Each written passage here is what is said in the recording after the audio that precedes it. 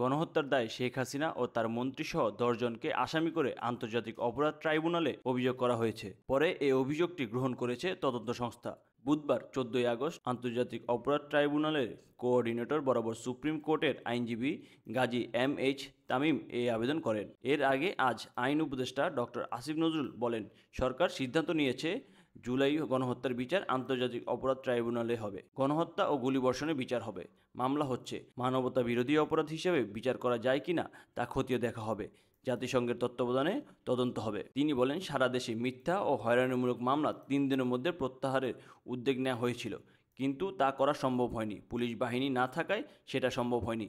এখন পুলিশ যোগ দিয়েছে। আগামী 31 আগস্টের মধ্যেই সেই সব মামলা প্রত্যাহার করা হবে। তিনি আরও বলেন, বৃহস্পতিবারের মধ্যে ঢাকা শহরের মামলা প্রত্যাহার করা হবে। রোজিনা ইসলাম ও মাহমুদুর রহমান মান্নার মামলা প্রত্যাহার হবে। আইন উপদেষ্টা বলেন, বৈষম্য সর্বব্যাপী। ধর্মের ভিত্তিতে, রাজনৈতিক ভিত্তিতে যত বৈষম্য হয়েছে তা নিরসন করা হবে।